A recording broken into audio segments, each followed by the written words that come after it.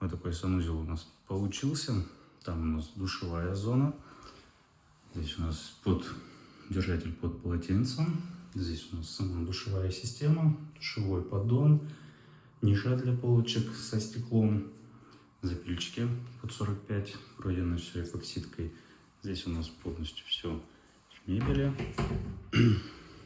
Здесь у нас ниша такая под коллекторный узел. Все это закрывается и ничего не видно.